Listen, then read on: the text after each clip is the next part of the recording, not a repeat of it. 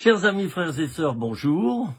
Nous revoici ensemble pour un temps de méditation de la parole de Dieu.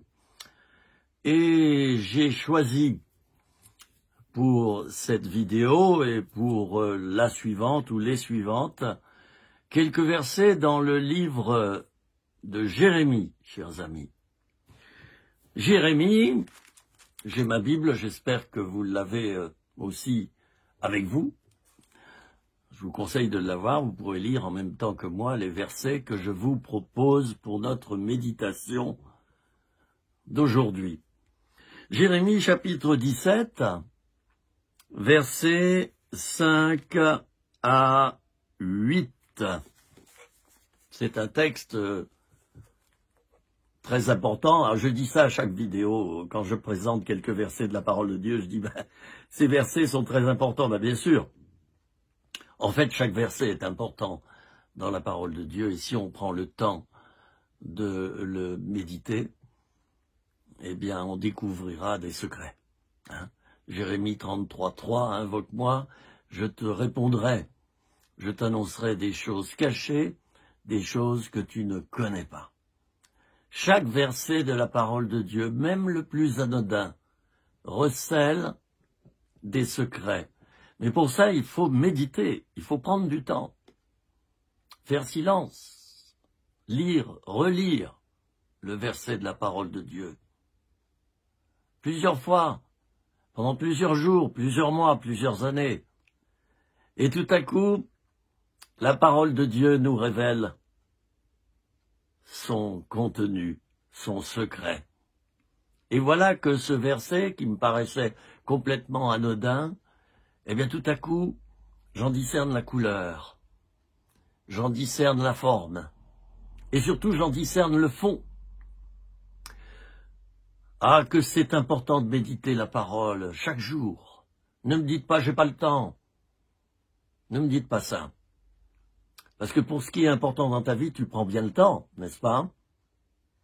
La parole de Dieu, elle est importante. Si tu mets Dieu en premier, eh bien, tu mettras en second sa parole. Ça va avec. Et ne me dis pas que tu n'as pas le temps. J'écoute, j'entends. Moi aussi, je suis passé par là, où j'avais une vie très mouvementée, une vie à 180 à l'heure. Mais je prenais le temps. C'est une question de choix. C'est une question de profondeur. Pour ce qui est le plus important dans ta vie, tu prendras du temps.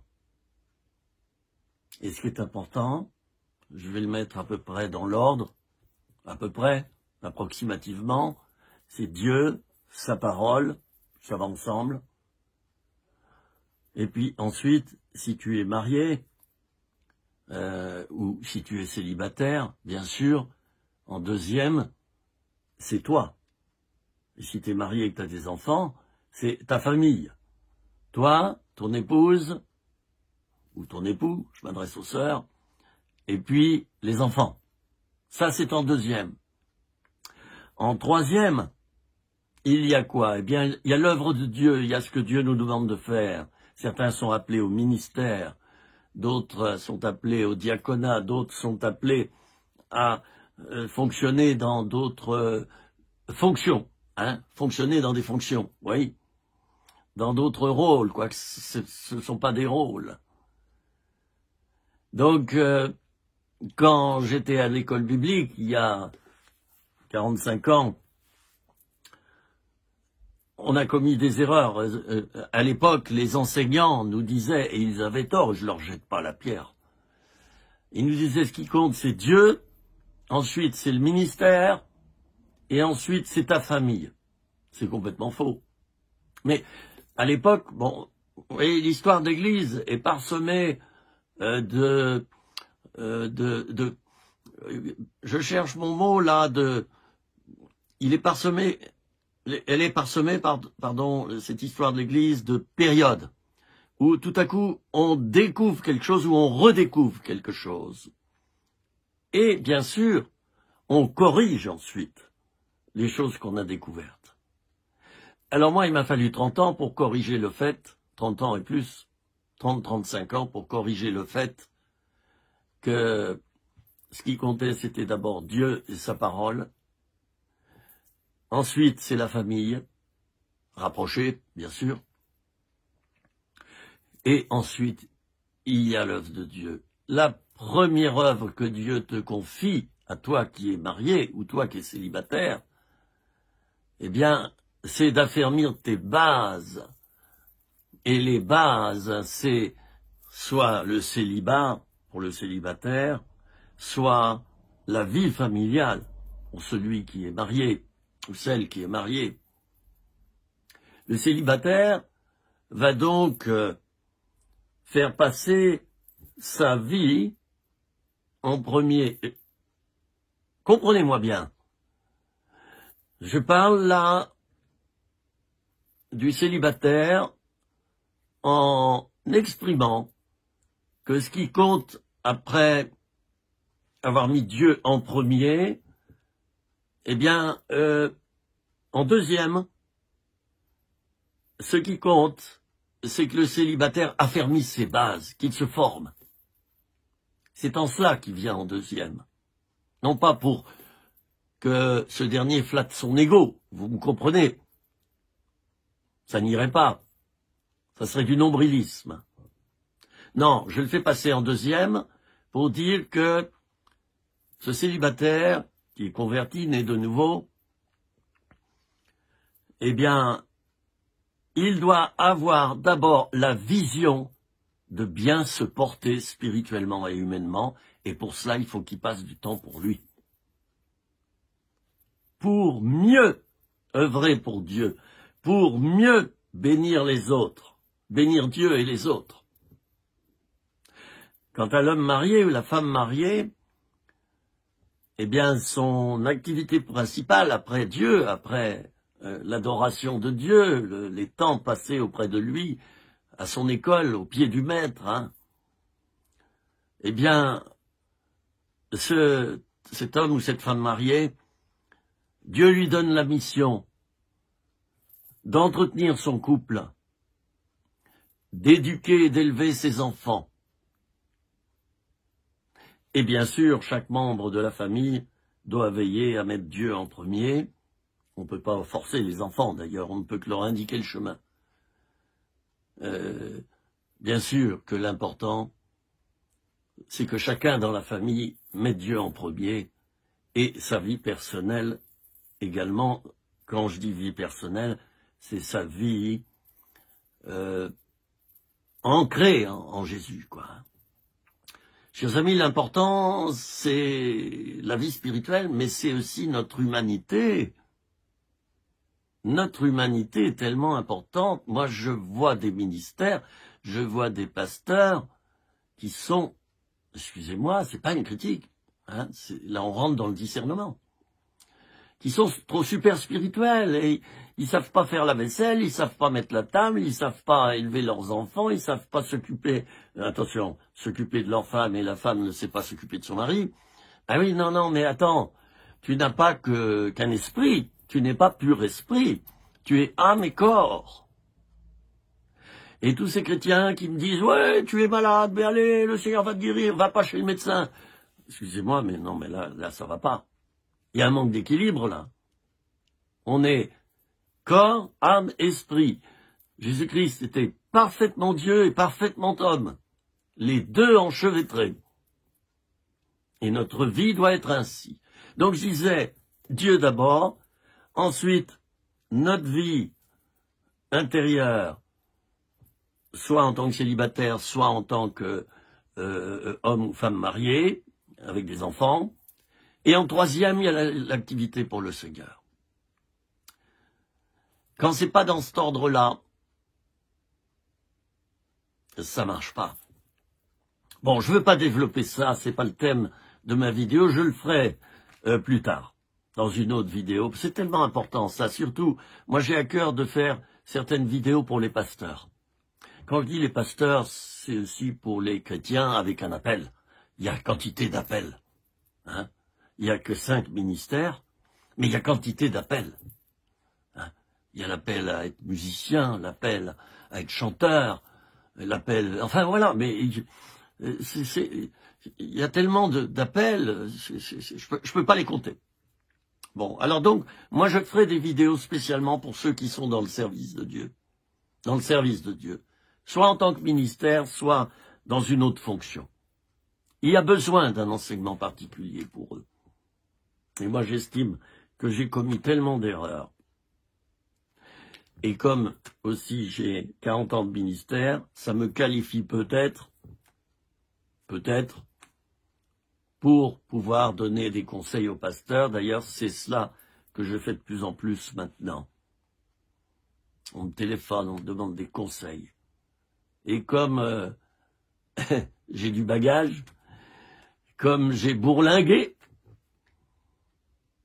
eh bien, j'ai fait tellement d'expériences que peut-être je serai à même de donner le conseil, pas forcément, mais peut-être. Je ne sais pas tout. Je vous salue dans le nom de Jésus, cher ami, qui me regarde maintenant.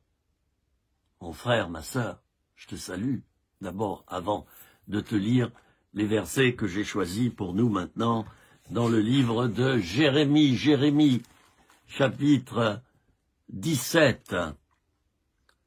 Ainsi parle l'Éternel. On est au verset 5, hein, je vous l'ai pas dit, hein, et vous le trouverez facilement. Bon, dans ma Bible, vous savez, voilà, c'est souligné. Toute ma Bible est comme ça. Elle est constamment soulignée. Chaque page, sur chaque page, je souligne d'une couleur différente des versets. Et selon la couleur, je sais de quoi les versets parlent, du moins au niveau du thème. Ça, c'est un travail que j'ai fait il y a 30 ans. Ça a duré plusieurs années. J'ai lu complètement la Bible et en attribuant des couleurs différentes aux versets les plus importants. Ainsi parle l'Éternel, verset 5. Maudit soit l'homme qui se confie dans l'homme, qui prend la chair pour son appui et qui détourne son cœur de l'Éternel. Il est, verset 6, comme un misérable dans le désert, et il ne voit pas arriver le bonheur. Il habite les lieux brûlés du désert, une terre salée et sans habitants. Verset 7. Béni soit l'homme qui se confie en l'Éternel et dont l'Éternel est l'espérance. Verset 8. Il est comme un arbre planté près des eaux et qui étend ses racines vers le courant. Il n'aperçoit pas la chaleur quand elle vient et son feuillage reste vert. Dans l'année de la sécheresse, il n'a pas de crainte et il ne cesse de porter du fruit. Quel programme! Nous avons ici deux affirmations principales. Mais avant d'en parler, j'aimerais dire que quand les prophètes, les écrivains bibliques ou Jésus lui-même disent « malheur » ou « malheur à l'homme » ou « maudit soit l'homme », ça veut dire principalement, si on dit « malheur » à celui qui désobéit à Dieu, ça signifie, dans la bonne traduction, malheureux est celui qui désobéit à Dieu. Il n'y a pas une menace là. Si tu m'obéis pas, on dit aux enfants, tu vas voir tes fesses. Non, malheureux êtes-vous, malheur à vous, pharisiens, scribes, hypocrites.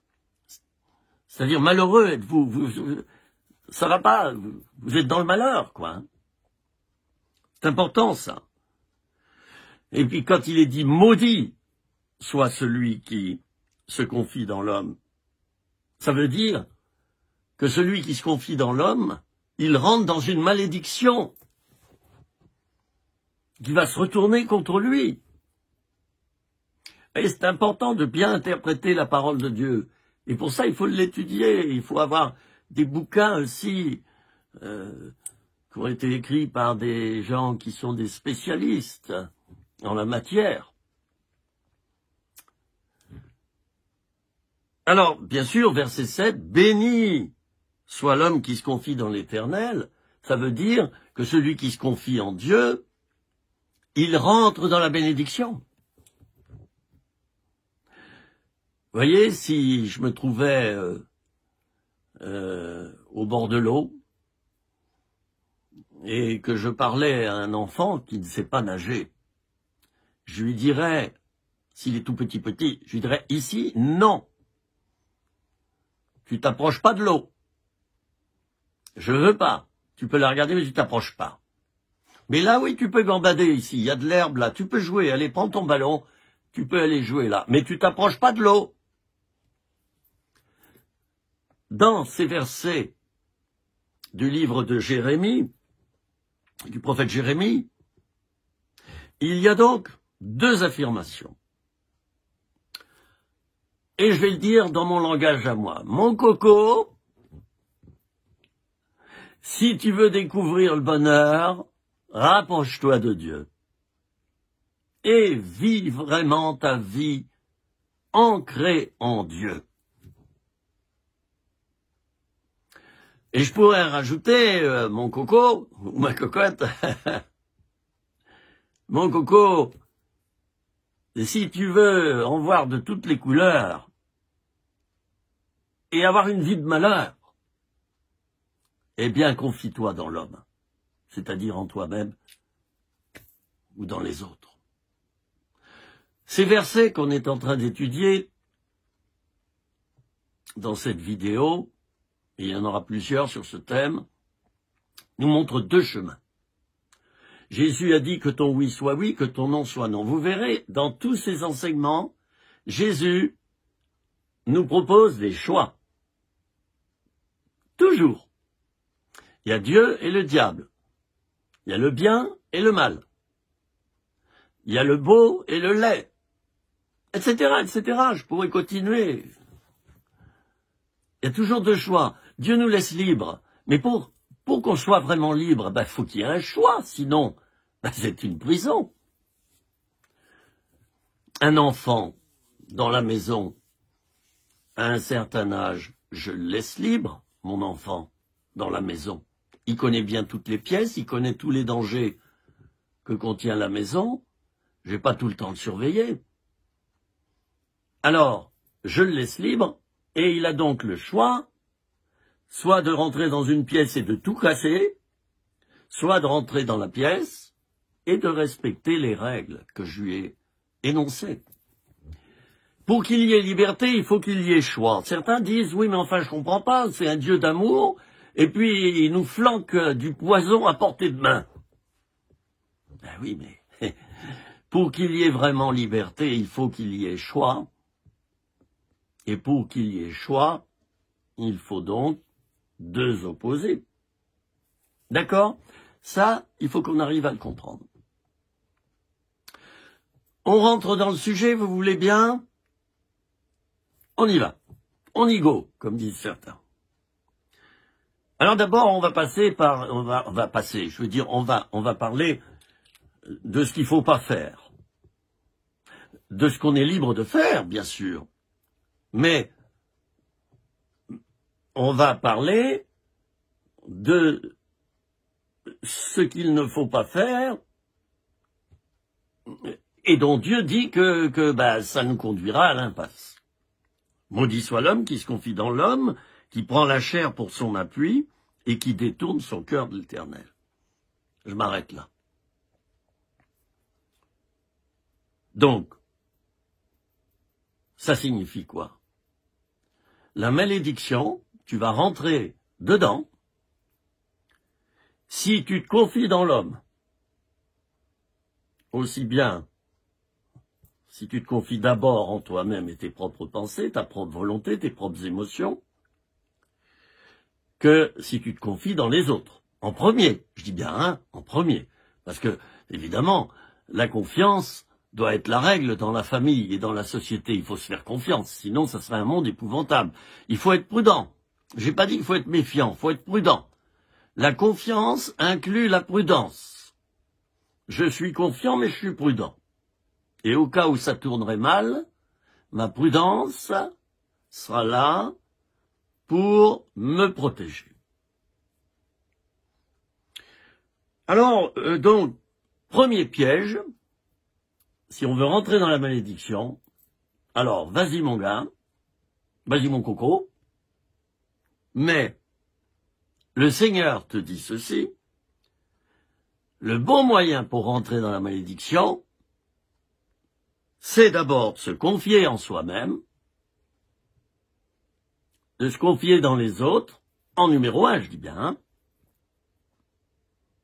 et pas d'abord en Dieu. Et puis alors, donc, les versets, là, méditons-les. Alors, je dirais troisièmement, alors le piège, donc, se confier en soi-même, dans ses propres pensées, et croire qu'on a toujours raison. Ou on fait partie d'un groupe, donc nous, notre groupe, il a raison. Ça, c'est le deuxième piège. Alors maintenant, le troisième piège. Vous voyez, la parole de Dieu, quand on la médite, il faut aller presque au mot à mot.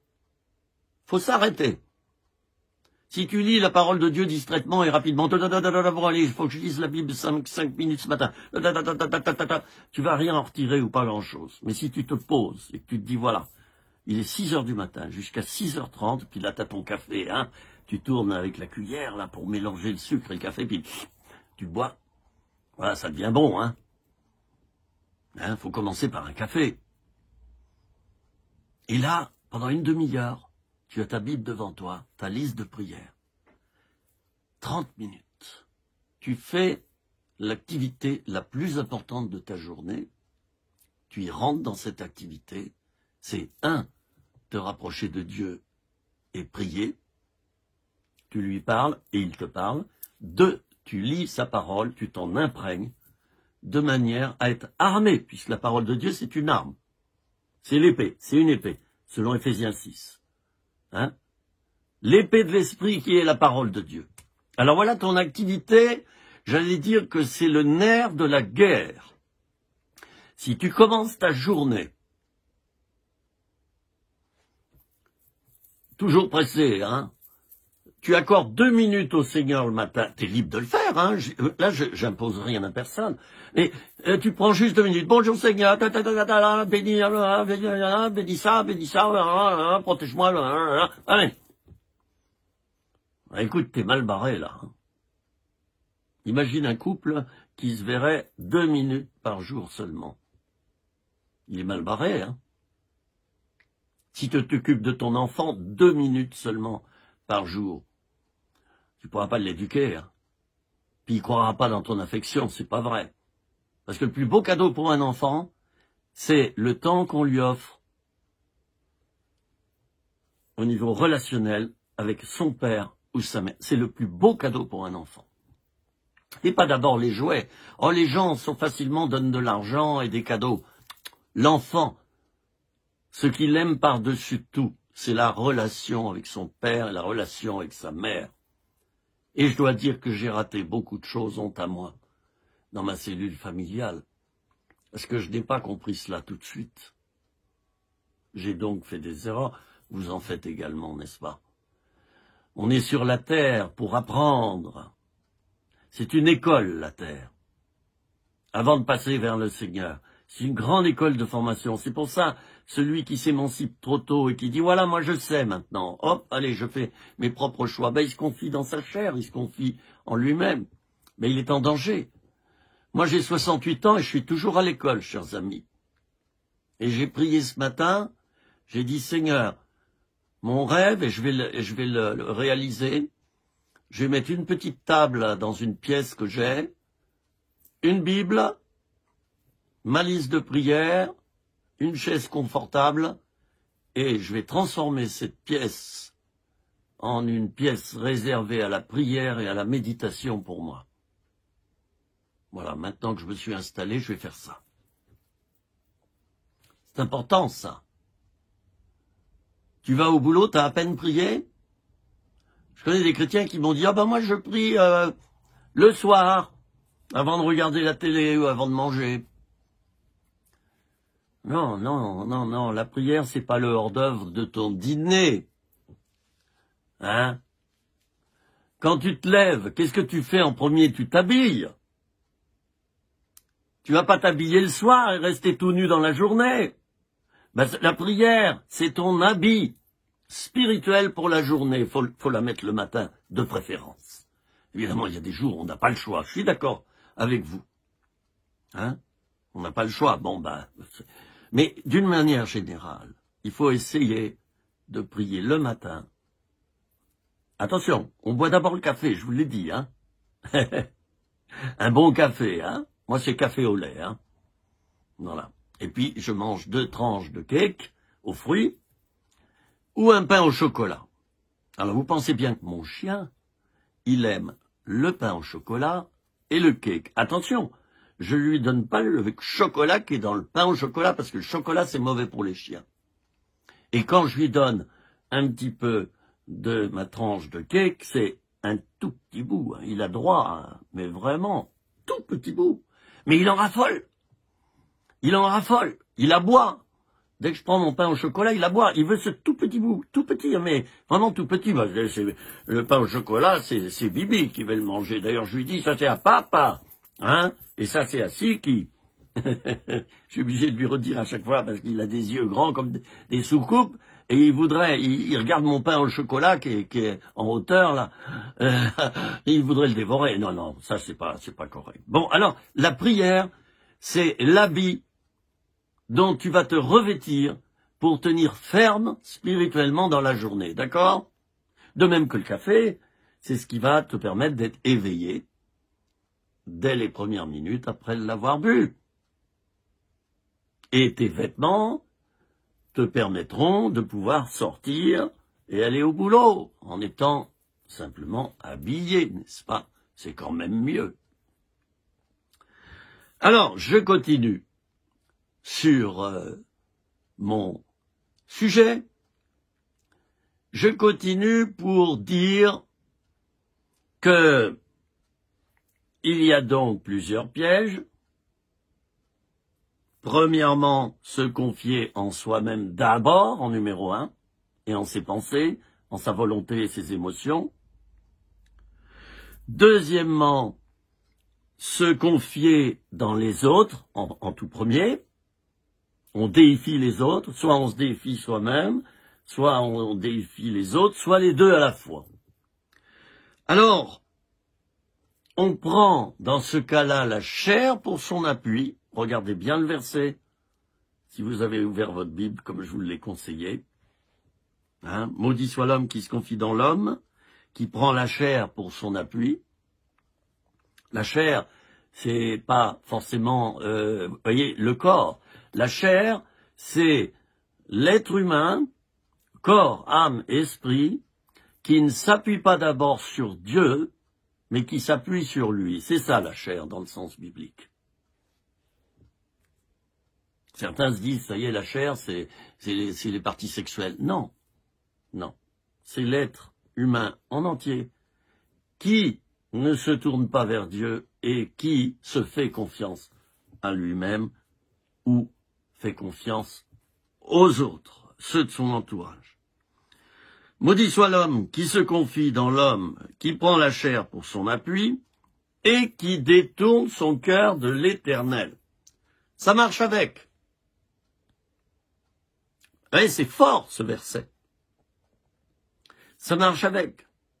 Si tu t'appuies d'abord sur toi, en premier, et sur les autres, et que tu t'appuies donc sur la chair, la conséquence est que tu te détourneras automatiquement, et j'allais dire dans un esprit logique, tu vas détourner ton cœur de Dieu, même sans le vouloir. Et c'est là où il y a piège. Parce qu'on peut le faire sans le vouloir. Petit à petit, les jours passent et puis on laisse de moins en moins à Dieu de place.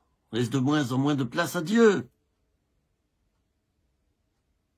J'allais dire qu'on le met sur le strapontin. Ou on le met dans le hall d'entrée de la maison et plus dans la pièce principale. Ou on le met, et ça c'est le pire, dans le hall de l'immeuble. Ou en dehors de l'immeuble. Là, ça va plus loin. Réfléchissons à notre vie spirituelle en ce moment. Est-ce que nous avons mis Dieu en premier? Alors, nous dit la parole de Dieu dans Jérémie, nous découvrirons le bonheur. Fais de l'Éternel tes délices, et il te donnera ce que ton cœur désire. Il n'est pas dit, il te donnera ce que ta chair désire, ce que ton cœur désire. La partie la plus profonde de toi, là où il y a de l'amour. On continue, et je vais bientôt conclure. Verset 6. Cet homme qui s'est mis en premier et qui a mis les autres en premier aussi, en complément, il s'appuie donc sur sa chair et il détourne donc son cœur de Dieu. Même si c'est pas volontaire, je viens de le dire. Verset 6. Il est comme un misérable dans le désert. Aïe, alors il y a le mot misérable. Donc il est un misérable, il est comme un misérable. Vous savez ce que c'est qu'un misérable? C'est quelqu'un qui est dans la misère.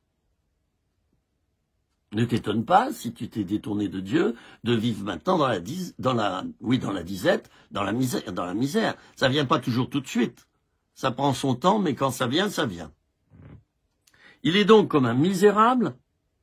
Deuxièmement, dans le désert. Vous voyez? Alors, il est misérable lui-même, et autour, c'est le désert. Il est malheureux. Il est déçu des autres. Il en a marre des autres.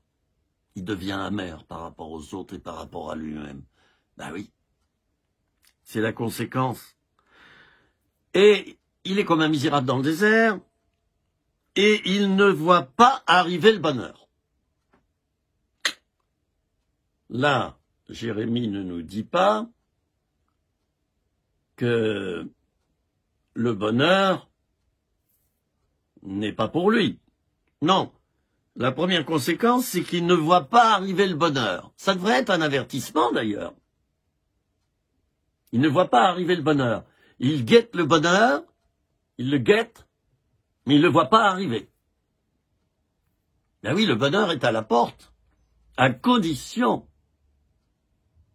que cette personne revienne à Dieu et le remette en premier. Moi, j'ai cette chance, ou plutôt cette grâce, d'habiter en pleine montagne depuis 3 ans maintenant. Et c'est une grâce, parce qu'ici, tout est calme. Je suis dans un petit village de 280 habitants. Je vis seul. Et ma vie, ici, c'est extraordinaire parce que je peux passer beaucoup de temps avec le Seigneur.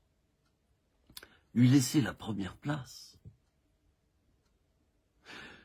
Mais je n'ai pas dit qu'avec la vie tumultueuse que j'ai vécue avant, 40 ans de ministère, je ne mettais pas Dieu en premier. Oui, je le faisais.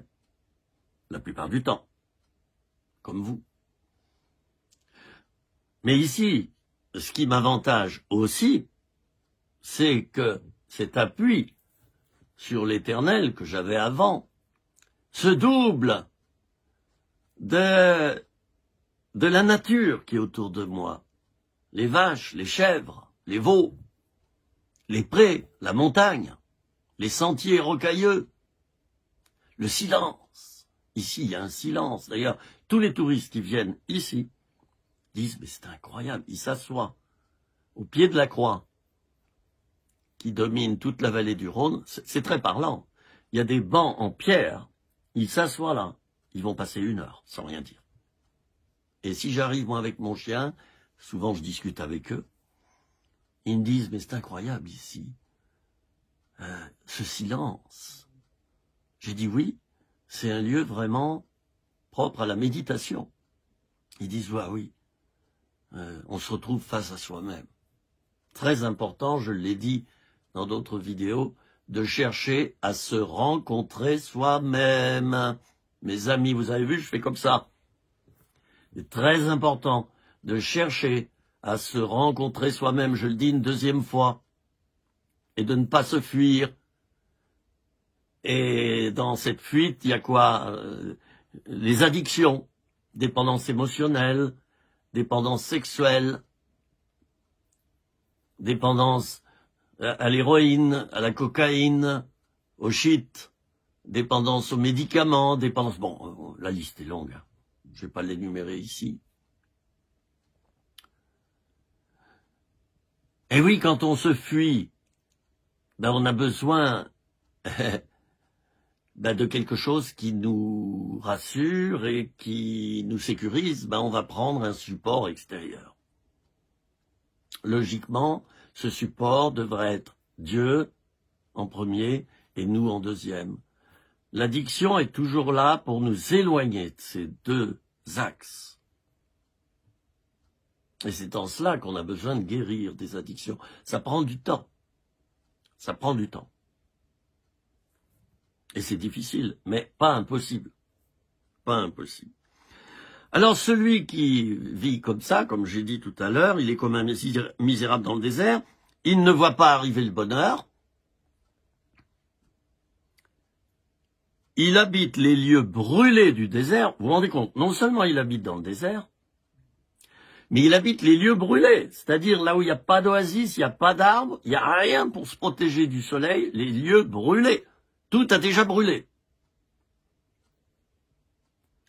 Une terre salée et sans habitants. La ville de Jéricho, après la prise de Jéricho, après que cette ville a été prise, elle a été détruite et on a salé le sol. Ce qui fait que rien ne peut repousser avant longtemps. Il est donc dans les lieux brûlés du désert et sur une terre salée où rien ne pousse, et sans habitants. Ça exprime quoi? Ben, ça exprime que celui qui vit sans Dieu, son lot, ça sera la solitude. La solitude. Vous savez, on peut être seul malgré qu'on est entouré de 20 personnes. L'endroit où je me sentais le plus seul dans toute ma vie, l'endroit où je me suis senti le plus seul, c'est à Paris. Et oui, Paris et banlieue, 10-12 millions d'habitants. L'endroit le plus peuplé de France est l'endroit également où on trouve le plus de solitude. C'est incroyable, non? Ben moi je le comprends. Parce que celui qui peut résoudre nos problèmes de solitude, c'est Dieu.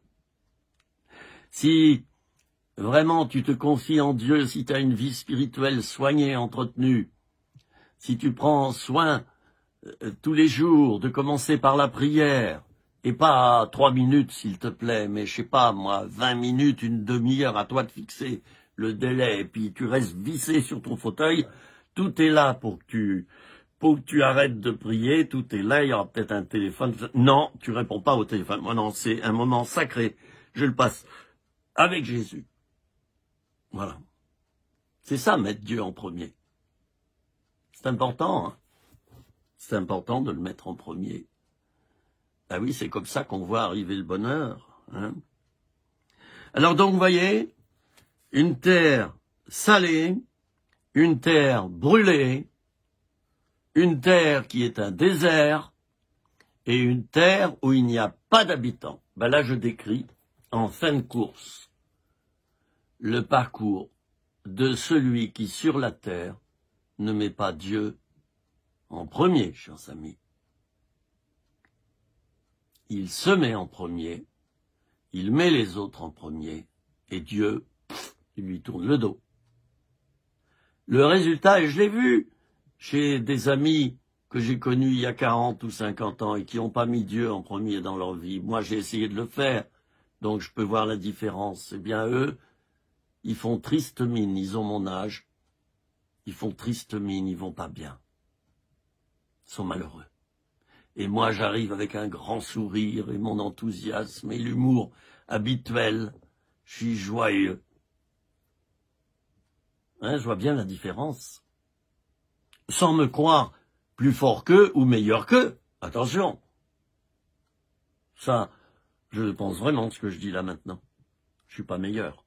Simplement, la différence, c'est que j'ai Dieu dans mon cœur depuis 40 ou 50 ans.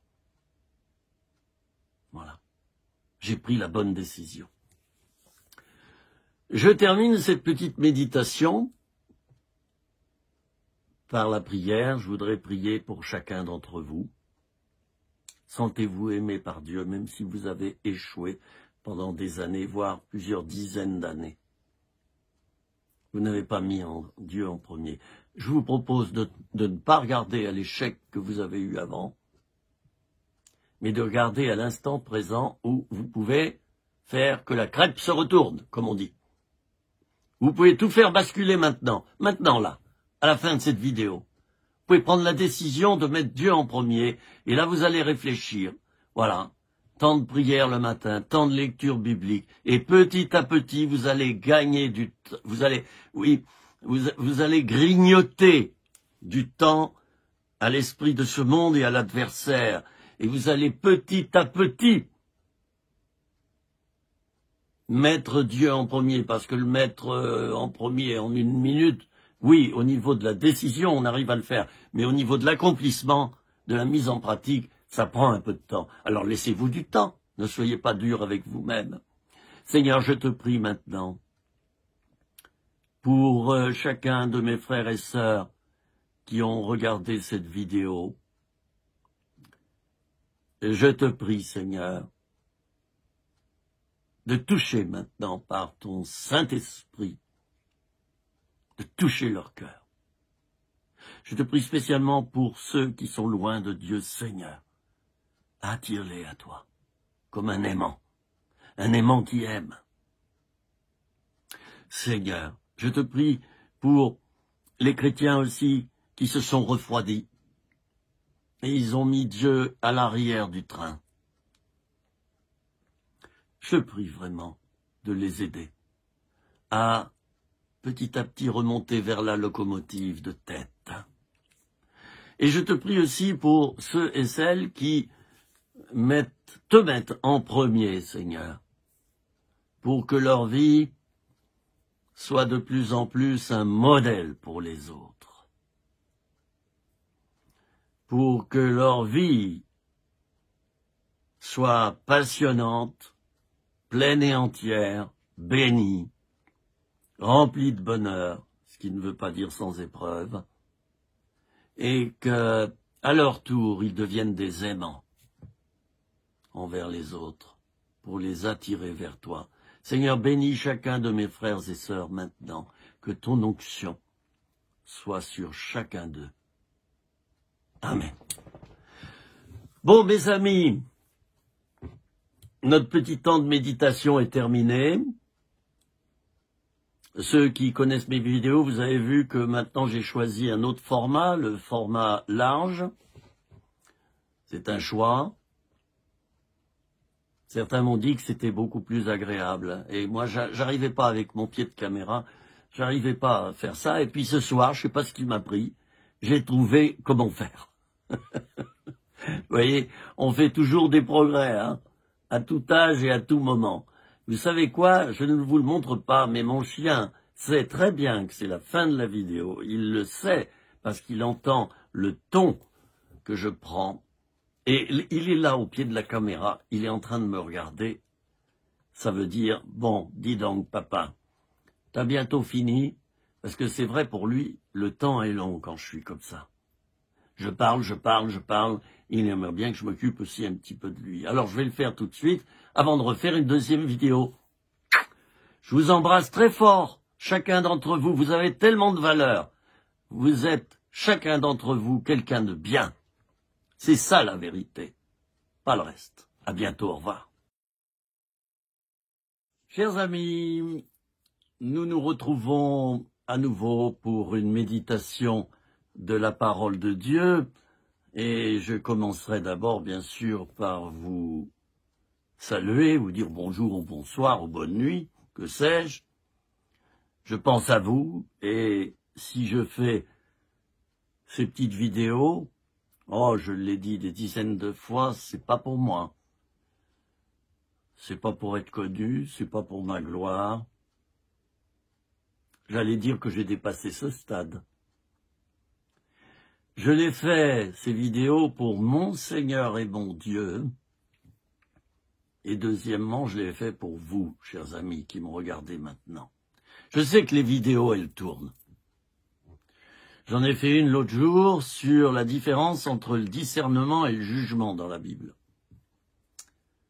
Je pense que elle a été visionnée, à l'heure actuelle, c'était il y a 15 jours, au moins 500 fois. Quand je l'ai mise sur Facebook, elle a été visionnée 110 fois. Et puis elle a été partagée 11 fois. Donc elle continue à tourner. Et elle va partout après. Mon but, c'est pas d'ailleurs, vous savez, avec un compteur, c'est pas ça, hein, de se dire, oh là là, elle est très regardée ma vidéo. Non. Même si elle était regardée par 5 personnes, je la ferai quand même. Parce que je la fais pas pour être spécialement très regardée. Mais je la fais par amour envers Dieu et envers vous, chers amis. Vous aurez remarqué que Jésus savait s'adresser aux foules, mais la plupart du temps, on le trouvait en tête-à-tête avec les gens. Moi, c'est dans cet esprit-là que je fais ces petites vidéos. Je suis face à vous, seul à seul, et c'est un moment délicieux, et je vous aime. Alors, dans une précédente vidéo, vous pourrez la regarder sur ma chaîne YouTube, d'ailleurs. On va mettre peut-être un ou deux, vous voyez, on va les repérer comme ça, parce que cette vidéo est la suite de la première, où je m'exprime sur quelques versets de la Bible situés dans le livre du prophète Jérémie, chapitre 17, versets 5 à 8. J'aimerais dans cette vidéo poursuivre notre méditation et nous allons parler essentiellement de la personne qui aime Dieu en premier, qui met Dieu en premier dans sa vie et qui marche par l'esprit avec Dieu dans la stabilité, dans la durée. On va découvrir ensemble ce que cette personne devient. Vous voulez bien? Même si vous ne voulez pas, je le ferai quand même. Bon. Alors, dans ces versets, je vais les relire, hein, parce qu'ils sont tellement importants d'ailleurs. Hein. Maudit soit l'homme qui se confie dans l'homme, qui prend la chair pour son appui et qui détourne son cœur de l'Éternel. Il est comme un misérable dans le désert, il ne voit pas arriver le bonheur. Il habite les lieux brûlés du désert, une terre salée et sans habitants. Verset 7. Je rappelle, nous sommes dans Jérémie, chapitre 17, versets 5 à 8. Verset 7. Béni soit l'homme qui se confie dans l'Éternel. L'Éternel, donc, c'est Dieu. Hein, et dont l'Éternel est l'espérance. Il est comme un arbre planté près des eaux et qui étend ses racines vers le courant. Il n'aperçoit pas la chaleur quand elle vient, et son feuillage reste vert. Dans l'année de la sécheresse, il n'a pas de crainte, et il ne cesse de porter du fruit. Je répète, et il ne cesse de porter du fruit. Bien, dans la première vidéo sur ce thème, j'ai développé surtout ce qui se passe dans la vie d'un homme qui ne met pas Dieu en premier, mais qui se met lui en premier et les autres en premier, son entourage. Et il met Dieu en dernier ou il ne le met pas du tout dans sa vie. Et là, je ne juge personne, hein, c'est un choix. Nous avons tous le choix. Justement, dans la précédente vidéo, j'ai dit que pour qu'il y ait vraiment liberté, il faut qu'il y ait choix entre deux choses. Sinon, comment appeler ça une liberté?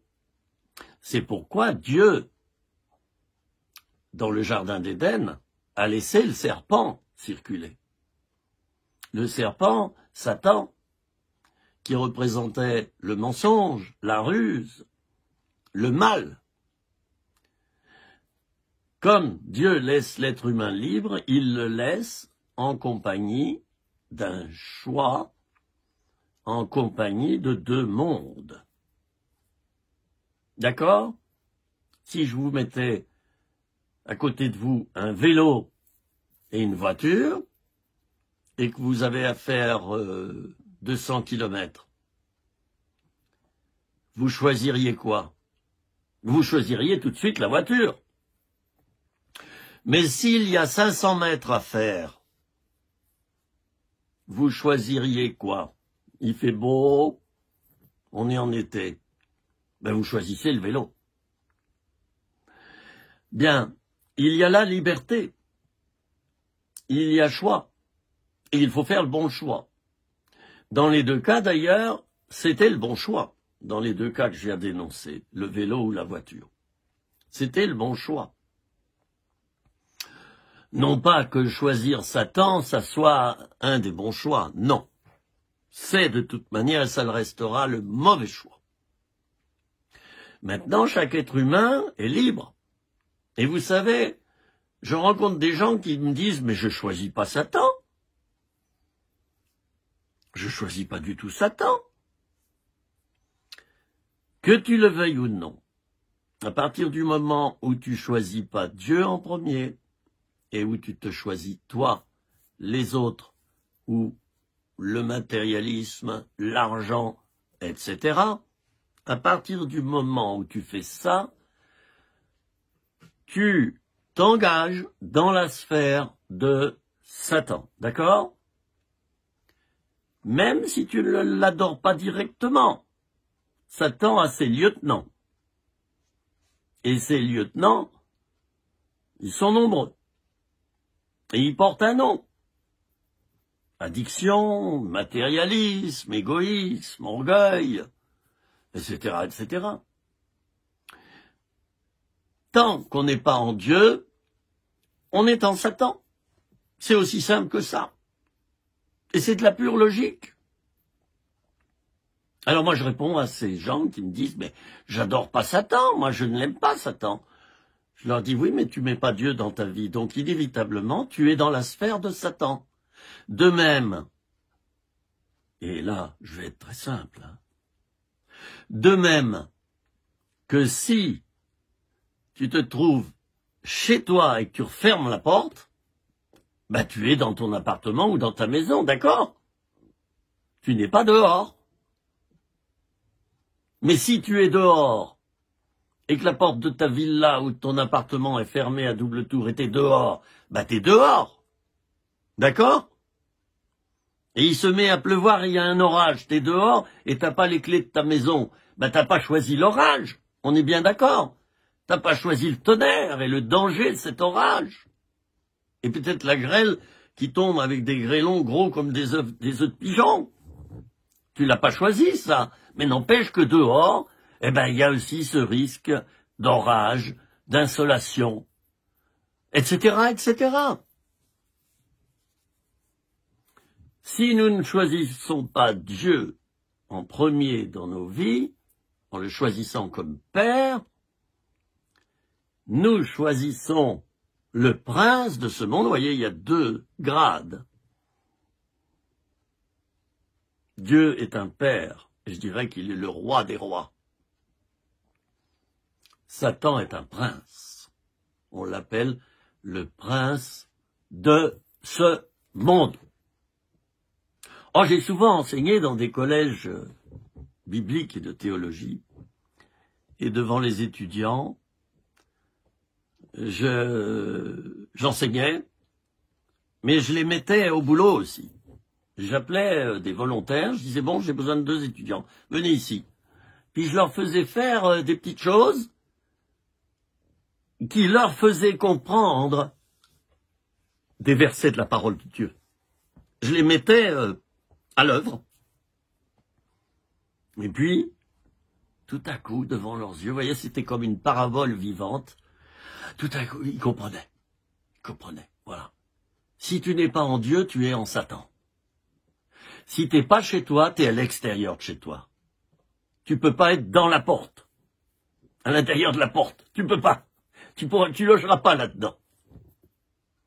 Mais il y a des gens qui disent, ah ben non, moi oui, je ne crois pas en Dieu, mais non, mais je ne suis pas avec Satan.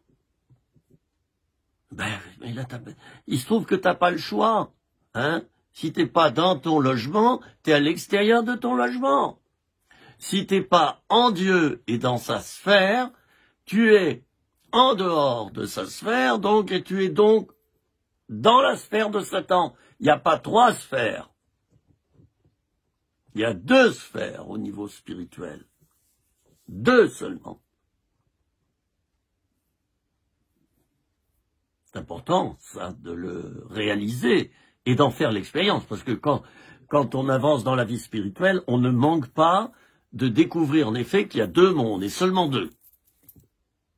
On le découvre au bout d'un moment. Vous voyez, le chrétien, ça doit être un chercheur. Toute sa vie. J'espère que tu es toujours, mon ami, un chercheur ou une chercheuse. J'espère que tu es toujours étudiant au collège de Dieu. J'espère que tu te remets constamment en question. Vous savez, le doute n'est pas toujours nocif. Le doute n'est pas toujours mauvais. Il y a le mauvais doute, oui, je vous l'accorde, mais il y a le bon doute. Je doute de quelque chose parce que je veux chercher si cette chose est la vérité ou non. Et si je suis sincère, mon doute va aboutir à quoi? À une certitude. Donc le doute est quelquefois une antichambre pour trouver la vérité. C'est pour ça que j'entends des prédicateurs quelquefois qui fustigent le doute et qui disent, oui, le chrétien qui doute, il est sous la malédiction. Je ne suis pas d'accord avec ça. Moi, j'ai mis en doute plein de choses dans ma vie, ce qui m'a permis de faire un choix. Et le choix, je l'ai fait non seulement en réfléchissant, mais je l'ai fait également en éprouvant les choses par l'expérience. Voilà. Bon. Ceci est dit, que cela soit écrit. Alors revenons maintenant à nos chers versets de la parole.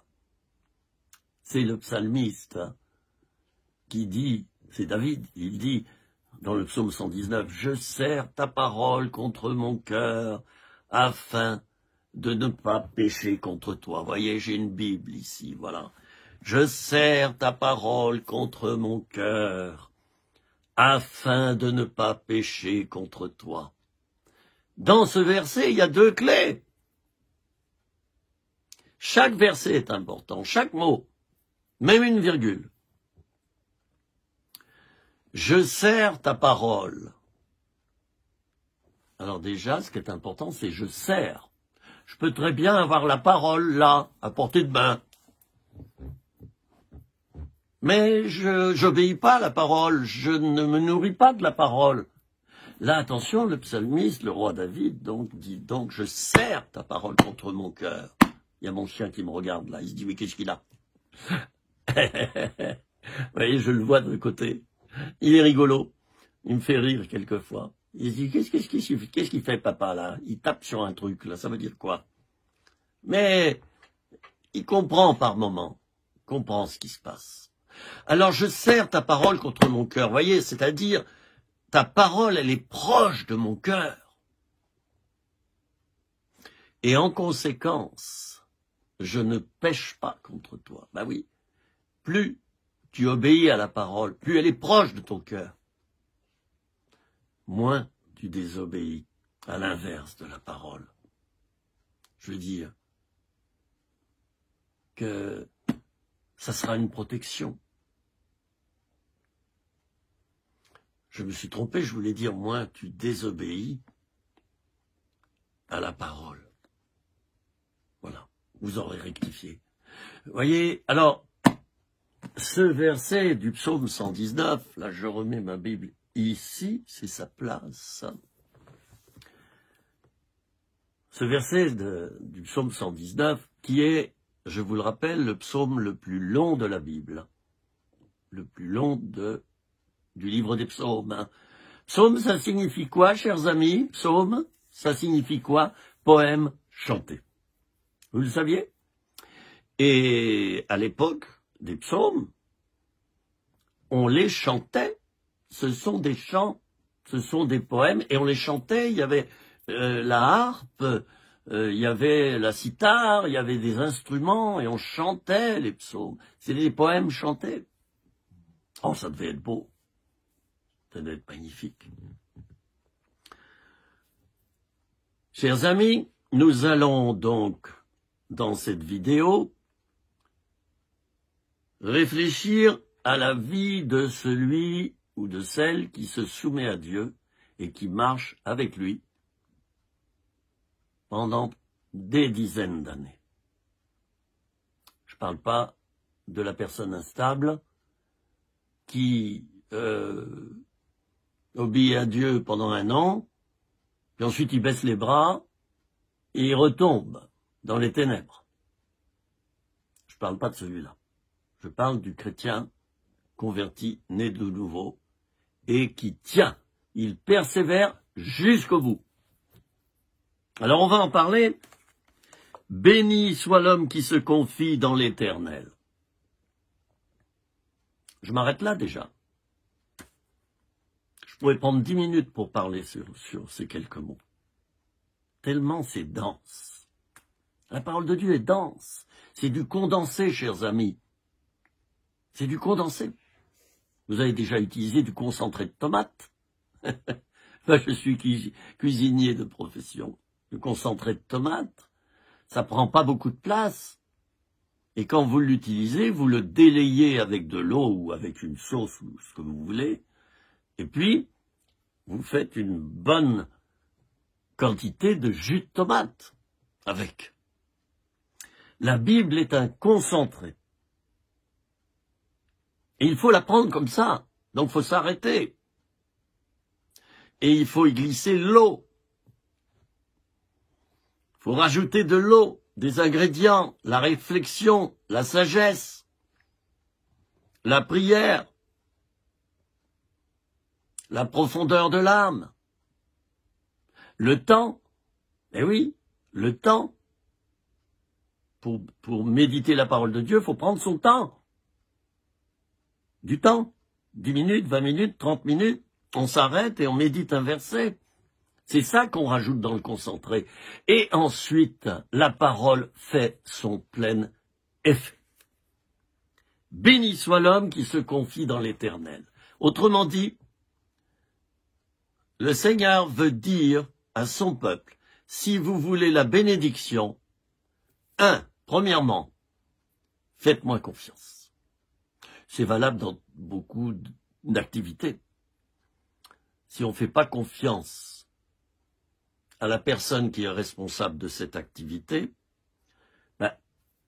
on n'arrivera pas vraiment à réussir dans cette activité. Bon, ça, c'est un principe humain, et c'est un principe spirituel également. Béni soit l'homme qui se confie dans l'Éternel, qui se confie en Dieu. Voilà la première chose importante pour toi dans ta vie, faire confiance à Dieu dans les bons et dans les mauvais jours. Et puis dans les jours où il y a moitié-moitié, moite-moite, 50-50. La confiance. Job, accroupi au sol. Il vient d'enterrer tous ses enfants. Il a tout perdu, ses troupeaux, ses serviteurs, il les a enterrés également. Tous ses locaux ont été détruits. Il est lui-même atteint d'un ulcère. Et il se gratte la peau avec des tessons de bouteille, nous dit le livre de Job. Il est là à terre. Il est écroulé. Il n'en peut plus. Il est cassé, anéanti. Peut-être comme toi, mon cher frère ou ma chère sœur. Peut-être comme toi maintenant. Eh oui, on passe tous par là. J'y suis passé un certain nombre de fois dans ma vie. Et je me suis aperçu que quand Dieu permet mon abaissement à ce point-là, c'est qu'il a en réserve une élévation ensuite. Oh, non pas qu'il veuille ensuite m'élever moi, non, mais il va élever ma capacité de retransmettre qui il est et ce qu'il dit et ce qu'il veut donner pour bénir. Mon frère, ma sœur, peut-être que tu traverses le pire du pire. Et le pire du pire, c'est pire que le pire. Et peut-être que tu es dans le pire du pire maintenant. T'as plus d'espoir. Non seulement t'as plus d'espoir, mais t'as plus d'espérance. T'es prêt à tout abandonner. T'as déjà baissé les bras. Tu pleures. T'es en dépression. Tu prends des médicaments, t'arrives plus à vivre, t'es en arrêt de travail, rien ne va plus dans ta vie. Tout fout le camp. Tes finances, ton couple, ta famille, tes enfants, ton boulot, ta santé, ta voiture, plus rien ne fonctionne. Dieu permet quelquefois qu'on passe par là. Dieu permet qu'on passe par là. Moi, j'étais aumônier de prison pendant 14 ans. Et j'ai dû faire une peine de prison ensuite. 15 mois. Je peux vous dire que c'est salé. Et qu'il y en a peu qui savent se relever de ça. En général, ils se suicident en prison.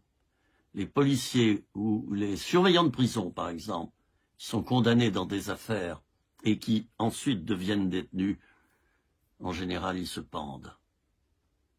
Les policiers, tous ceux qui sont dans le corps judiciaire ou pénitentiaire et qui passent de l'autre côté des barreaux, en général, ne tiennent pas et se suicident.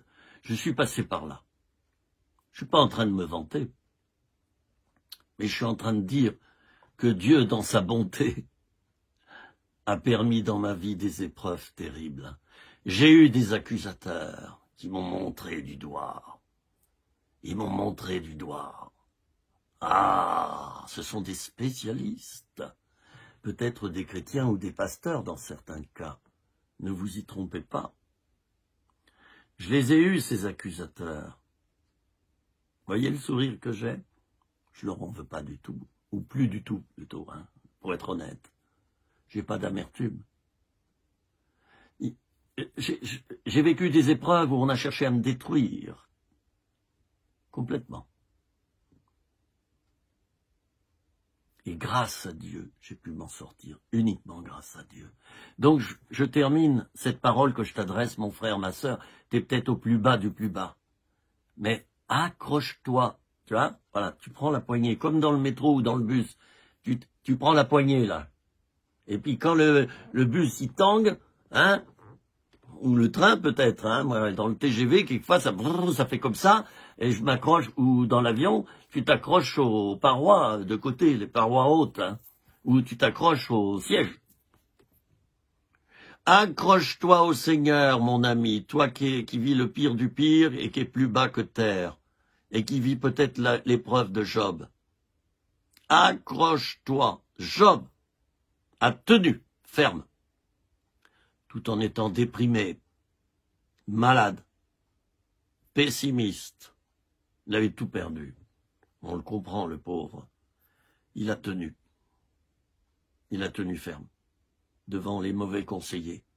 Devant sa femme qui lui disait « Maudit Dieu et meurs, chérie !» Quelle femme de Dieu, hein. Il a tenu le Job. Et nous voyons qu'à la fin de son épreuve, Job va dire « Mon oreille avait entendu parler de toi, mais maintenant mon œil t'a vu. » Voyez la différence? Avant, il entendait parler de Dieu, il croyait en Dieu, mais c'était par son oreille. Maintenant, il a vu Dieu. Voyez, et Job ressort transformé de son épreuve. Alors mon frère, ma sœur, toi qui traverses une épreuve terrible, tu es à terre, sur le ring, comme un boxeur, et t'as même perdu conscience. Rassure-toi parce que les anges vont arriver, et tu vas te relever.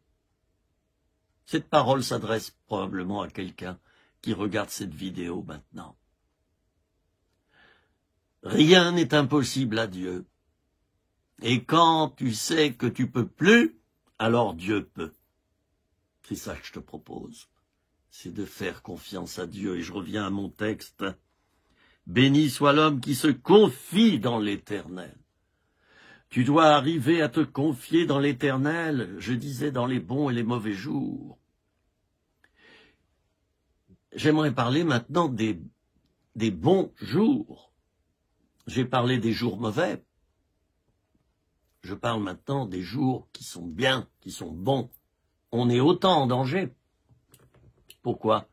Eh bien, on est en danger parce que le triomphalisme nous guette.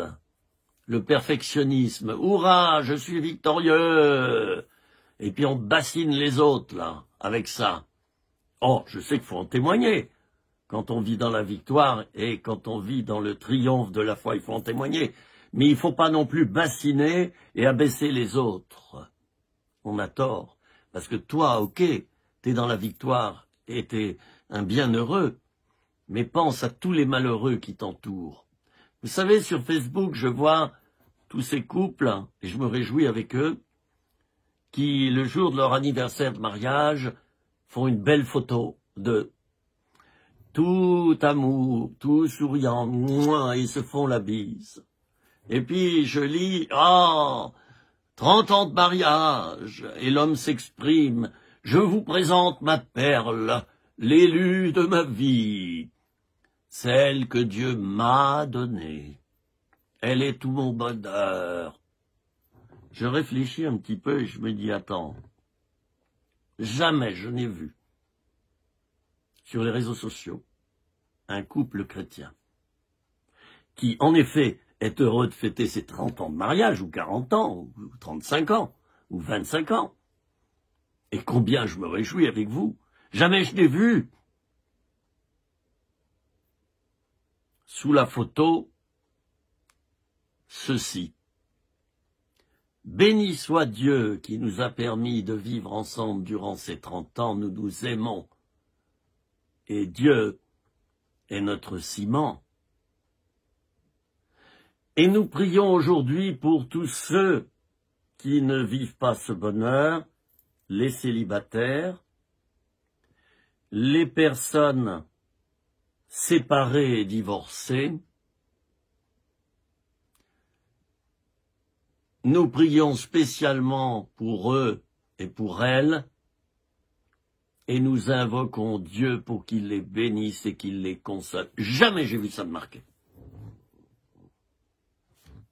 Le chiffre national à l'heure actuelle, selon les statistiques, c'est 50% de divorces. Chers amis, si j'ai un petit conseil à vous donner, et moi j'ai été marié 32 ans, je peux en parler, et j'ai été heureux. peux vous donner ce petit conseil. Quand vous affichez votre bonheur devant toute la galerie, et vous faites bien, vous êtes un beau témoignage. Moi, je me réjouis toujours quand je vois ça. Mais quelquefois, je me désole, je me dis, il n'y a pas une petite parole pour les 50% d'amis qui vont lire ce post, c'est-à-dire cet article, il n'y a pas une seule pensée pour les couples en souffrance. Et vous faites croire que tout le monde il est beau, tout le monde il est gentil, et moi je suis heureux en couple. Je vois quelquefois c'est insolent. Non mais je suis désolé, je vous le dis, c'est insolent. Vous faites bien de dire que vous êtes heureux. C'est super.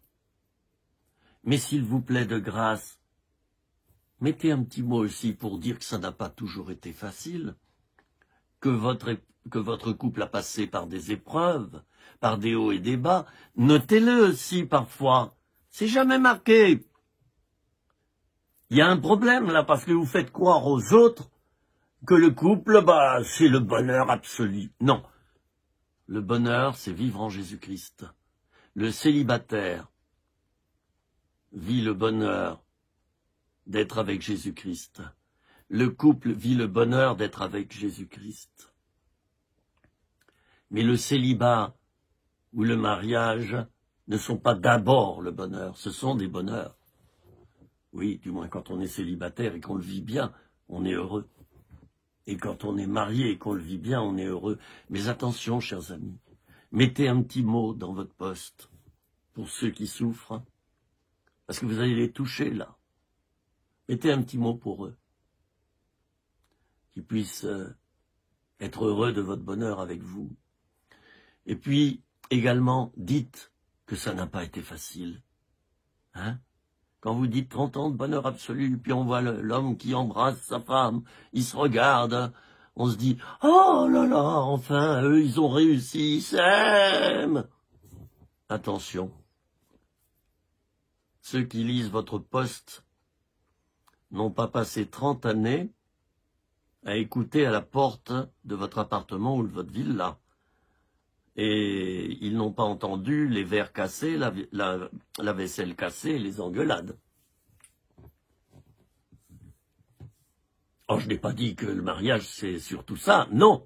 Ce sont des jours heureux, mais il y a les mauvais jours. Voilà, je ferme la parenthèse, mais je me devais de le dire.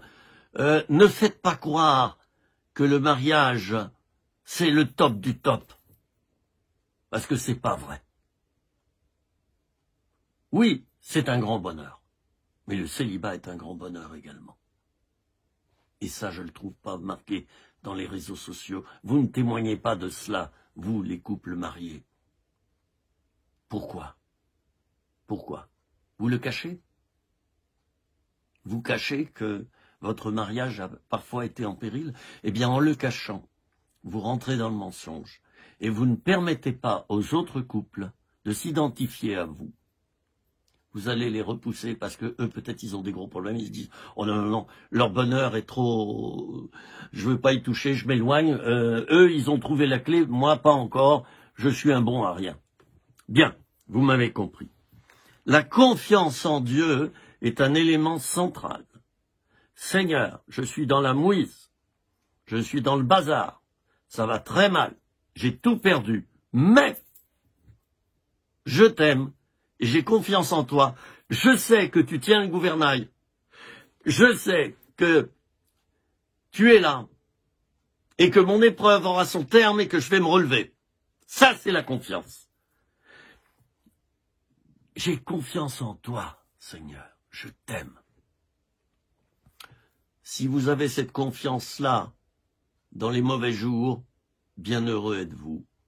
Moi, je vous dis que vous traverserez toutes les tempêtes si vous réussissez à développer cet amour envers Jésus quand vous n'allez pas bien du tout. Parce que ça se développe, ça se creuse, ça se travaille. Arriver à s'humilier pour la rébellion en temps d'épreuve, arriver à s'humilier pour les addictions qu'on utilise quelquefois pour se calmer en temps d'épreuve, le péché, etc. Ça se travaille tout ça. La confiance en Jésus-Christ est un élément central qui te permettra de traverser absolument tout. Et tu vas passer par-dessus les montagnes.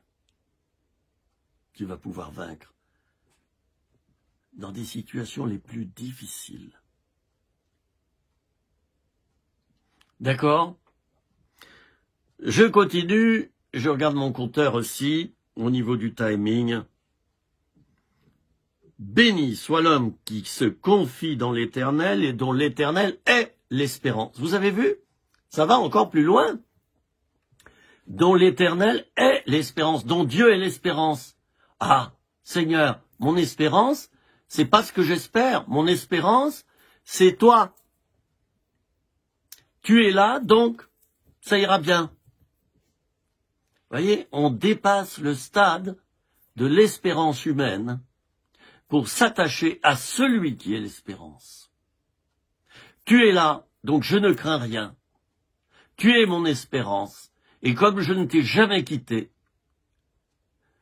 et comme j'ai voulu que tu sois là, dans mon épreuve et dans ma mouise, dans ma pauvreté, dans ma fange, je sais que je vais m'en sortir parce que tu es mon espérance. On le chante, ça, hein, sans savoir ce que ça veut dire, bien souvent. J'espère que vous retenez la leçon de ces magnifiques versets du livre de Jérémie au chapitre 17. L'Éternel est-il ton espérance, mon ami? Es-tu passé par ce stade? Si tu y es passé, tu vas devenir un homme tout-terrain. Tu seras un 4x4. D'accord? Tu seras un 4x4. Alors, description de cet homme qui s'appuie sur Dieu et qui lui fait confiance et qui a choisi Dieu comme son espérance. Vous voyez, il y a 3 stades. Hein. Il est comme un arbre planté près des eaux qui étend ses racines vers le courant. Je m'arrête là et je vais vite parce que le temps a passé. Il est comme un arbre planté près des eaux qui étend ses racines vers le courant. Bien. Un arbre planté près des eaux. Dieu, si tu lui as donné ta vie, t'aura planté en lui, près de lui. Tu seras au lieu que Dieu aura choisi. Tu vivras les événements que Dieu te fait traverser. Tes décisions seront les siennes. Tu choisiras ces décisions au lieu des tiennes. Et du coup, tu seras planté près des eaux. Parce que tu seras planté en Christ. Votre vie est cachée avec Christ en Dieu. Colossiens 3:3. Si tu es planté en Dieu, tu auras toujours de l'eau à ta disposition. Jésus l'a dit à la Samaritaine. Je n'ai pas le temps de m'y étendre. Un arbre planté près des eaux et qui étend ses racines vers le courant. C'est un acte volontaire. D'ailleurs, pour l'arbre, notamment le saule pleureur, c'est naturel. Ne plantez jamais un saule pleureur près de votre maison d'habitation, parce que vous savez ce qu'il va faire, le saule, d'une manière naturelle. Ses racines vont pousser, elles vont se diriger vers l'eau. Si c'est une canalisation d'eau, si c'est l'arrivée d'eau de votre maison, le saule pleureur va, d'une manière naturelle, diriger ses racines vers la canalisation. Il sent l'eau, il la pressent, il la devine. Et les racines vont casser votre canalisation à la longue. C'est un petit secret que je vous livre. Quant aux autres arbres qui étendent leurs racines vers l'eau, je dirais que c'est naturel, déjà. Deuxièmement, c'est un choix. Tu peux très bien être planté en Dieu être planté près du fleuve de Dieu, mais ne pas diriger tes racines vers Dieu et ses ressources. Et je fais un petit temps de silence pour que tu réfléchisses. Je répète, tu peux très bien être en Dieu, avoir été planté en Dieu, près de Dieu et en Dieu, mais ne pas étendre tes racines vers Dieu. Tu ne plantes pas tes racines en Dieu, tu les plantes à moitié dans le monde, à moitié en toi, à moitié dans les autres, enfin à moitié, ça en fait des moitiés, hein. Il y en a 3 déjà, ça va pas mon truc, hein. Bon, vous m'avez compris. On peut très bien être en Dieu et faire des mauvais choix. Et vous voyez, ce qui est important pour l'arbre, c'est pas tellement son tronc, ses branches, ses feuilles et ses fruits, si l'arbre porte du fruit. Ce qui est important, ce sont ses racines. S'il n'y a pas de racines, l'arbre ne survivra pas. S'il y a des mauvaises racines, l'arbre périra. Si les racines ne sont pas dirigées vers l'eau, mais vers un terrain sec, l'arbre va se flétrir, il va sécher, et il va mourir. Quelle sorte de chrétien es-tu? T'es en Dieu, tu dis que t'es converti, je suis baptisé d'eau, je suis baptisé du Saint-Esprit, je suis né de nouveau, alléluia. Ouais, oh, tu ne pries plus, ou presque pas, tu ne lis plus la parole, ou presque pas, tu ne vas plus à l'église, ou presque pas, tu ne vas plus au groupe de prière, ou presque pas, tu n'es plus en communion avec Dieu, ou presque pas, le temps passe, et tu perds ton premier amour, tu t'aperçois que tu es un chrétien desséché, que tu n'aimes plus Dieu en fin de compte. Attention, attention, attention. Veille. La parole de Dieu nous dit de veiller. Veille à toi-même. Dira, je crois que c'est l'apôtre Paul, enfin peu importe. Veille sur toi-même et sur ton enseignement. Mais d'abord sur toi-même. Tu as une responsabilité là. C'est de veiller que tes racines soient effectivement bien et toujours en Christ. Il y a une racine qui se dirige vers la parole de Dieu. Il y a une racine qui se dirige vers le Saint-Esprit. Il y a une racine qui se dirige vers Dieu le Père. Il y a une racine qui se dirige vers Jésus le Fils et vers sa croix, son sacrifice sanglant à Golgotha. Une racine qui se dirige vers le pardon des péchés, vers le sang de Christ. Et une racine, etc., etc., etc. Est-ce que c'est ça dans ta vie, mon frère, ma sœur? Peut-être je referai une autre vidéo pour expliquer la suite. Je le relis pour terminer, parce que je regarde le compteur, j'arrête ma vidéo. Il n'aperçoit pas la chaleur quand elle vient, son feuillage reste vert. Dans l'année de la sécheresse, il n'a pas de crainte, il ne cesse de porter du fruit. Je détaillerai ces choses dans une 3e vidéo, qui, j'espère, sera remplie de bonnes choses pour vous, mes amis. Pour vous, mes amis. Et voyez-vous, moi je donne cet enseignement derrière mon téléphone, assis dans mon petit fauteuil, sur ma petite montagne. C'est pas intéressé quand je fais ça. C'est pas intéressé. Je le fais par amour pur envers le Seigneur et par amour pur envers vous, chers amis. Si Dieu peut parler par ma bouche, si Dieu peut vous faire du bien au travers de ma pauvre vie, j'ai tout gagné. Je suis heureux. Et je vois que c'est le cas, parce que j'ai des retours. Vous m'écrivez nombreux, en privé. J'ai des retours. Et au moment de Noël, j'ai été surpris. Ça a sonné à la porte pendant tous les jours qui ont précédé de Noël. Vous savez, qu'est-ce qui s'est passé? Certains parmi vous, sans vous connaître, vous m'avez préparé un paquet et vous avez mis des friandises, des bonnes choses de qualité. Et c'était pour me dire merci. Je n'ai pas demandé. Et ça continue quelquefois. Je reçois quelque chose, je vais à ma boîte aux lettres, mais j'ai pas demandé tout ça. Sème et tu récolteras. Moi, je cherche pas à récolter ça. Mais c'est un plaisir pour moi et un bonheur de voir que vous avez pensé à moi également. Seigneur, merci pour ce temps d'enseignement encore. Je me soumets à cet enseignement parce que j'ai tellement de progrès à faire. Moi aussi. Je suis le premier concerné. Je demande pardon pour toutes les racines de ma vie qui sont encore plantées dans un mauvais terrain.